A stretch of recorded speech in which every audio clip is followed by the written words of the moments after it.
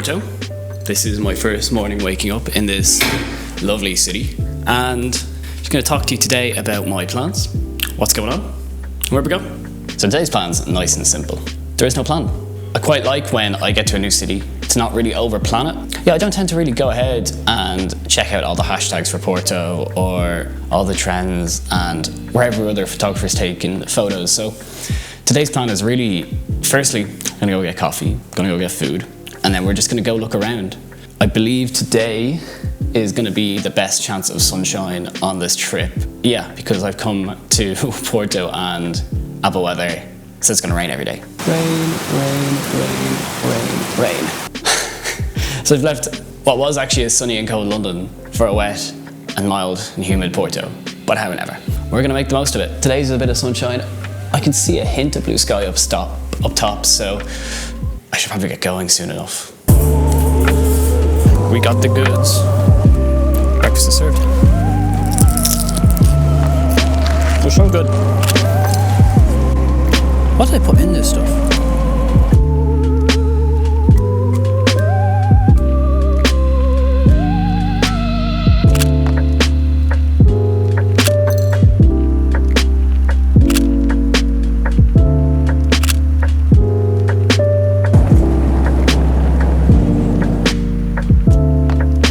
What a view. What a view, eh?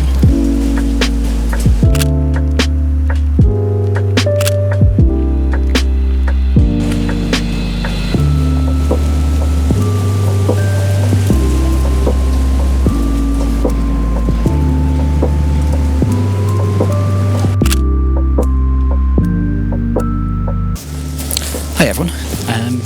And yeah, this is a pretty decent view, isn't it? It's pretty sick. Stumbled my way up to here. Yeah, what a spot.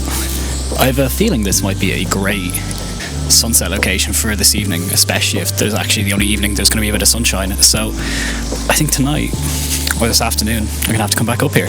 Actually, it's freezing. I'm going to put my jacket on. This is cold. Ooh. The sun's come out. As I said, promise, I've got the XT20. I've got the 33mm on there at the moment, so I better go take some photos while the sun's out. So just to give a bit of context to that, I took two cameras with me on this trip to Porto, as well as a number of lenses. And the two cameras I brought were my Fujifilm XT4, this guy. And I brought this for shooting video, taking photos as well, and as my kind of main camera. And the other camera I brought with me was this, the Fujifilm XT20. This is my girlfriend's camera. I bought it as a gift for her. And it is definitely her camera, it's not mine. I'm not gonna be robbing it all the time. But for this trip, I did steal it for the week to see what it was like. Shooting with two cameras, making YouTube videos like this with two, using the XT4 for mostly video, and then trying to use this as a photo camera. There'll be a full review coming of this camera soon, and my thoughts on it, and you'll get some throughout this video as well. Throughout this whole sort of Porto trip and the videos that come from it, you'll see photos from both cameras, and I won't be really labeling them XT20 and XT4 because I use them the same way really. But yeah, just to give a bit of context and so you can understand why I might be shooting with two different cameras and be mentioning this as well. Back to the video. I'm so used to shooting with aperture priority that I gotta actually think about how to set a manual exposure at the moment. Everything's kind of backlit, so that makes it a tiny bit harder. Oh, nice bird. I've no idea what the XT20 is like file-wise, how they'll turn out, but the sun's kind of gone away now. It's got a solid shutter sound in fairness, this it's a good one. It's a good sound. Right, I think we'll keep moving. I'm getting cold. I think the plan of action is now just go that way and go down.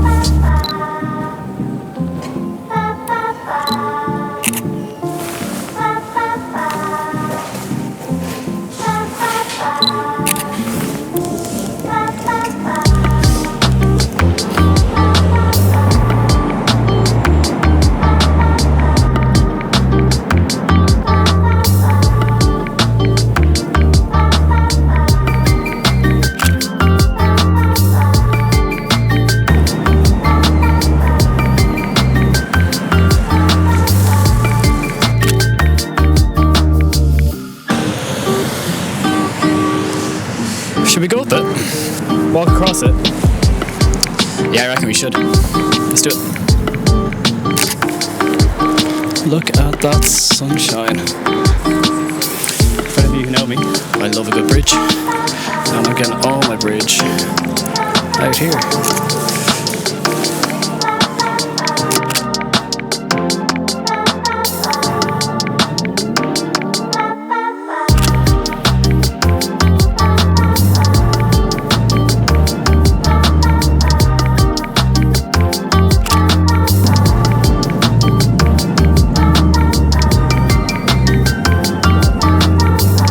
This dog is making my day.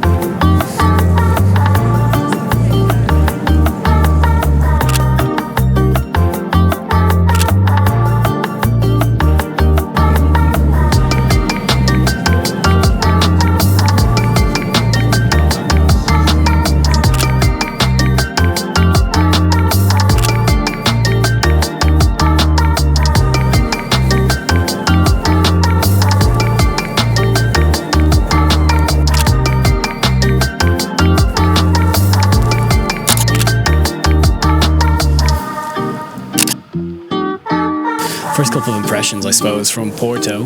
What a city, really. What a place. It's just incredible. There's so many things I like about this place so far. I fucking love a good bridge. And if anyone knows me, they know bridges are easily just one of my favourite things about a city. Secondly, I haven't got my head around what focal lengths to shoot. At the moment, I've got the 23mm on the XT20, and I've generally been shooting with the 33mm on the XT4, and I can't get my head around it, really. 33 is unfortunately maybe a bit too tight for some of the wide, like spectacular vistas like this, whereas the 33 I'll show you now kind of gets to capture it all. So I think going forward, shooting with the 23mm might be the shout, and then when I know I'm looking for those detailed shots, bring in the 33mm in. Yeah, what a place. The elevation changes, the winding narrow streets, the colours of the roofs, the tiles, the people are so friendly. I can kind of see why it's been on a lot of people's lists. It's some spot. Yeah, fairly incredible. And yeah, I guess it's a good time as any to chat about the first impressions of the XT20. First thing I've noticed is it's just tiny. Like, you can see the size of it there. It is so small. That is incredibly handy. But with that size, I've noticed when I'm holding it like this per se, so I've got you've got a little thumb grip here, which is quite small. It's pretty small. When I've got that on, I'll hold a camera like this, like I would my XT4. But inevitably, I keep kind of this little button here, this one. I keep going to menus when I'm not trying to, and that's a bit annoying, really.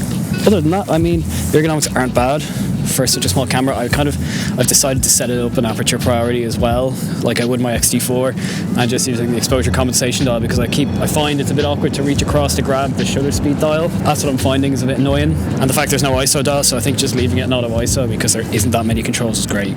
The auto ISO is pretty good. The autofocus so far has been pretty solid, and the battery life so far, I haven't been using it too much so far, but yeah, no complaints.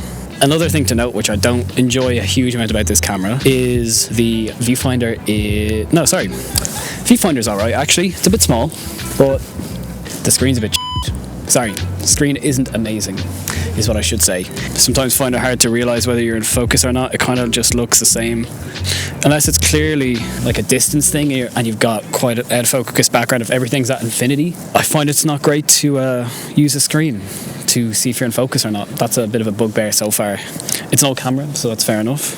And I actually haven't used this once, but obviously it's got the little flippy out screen, which, to be honest, I think I'll enjoy using for lower down shots.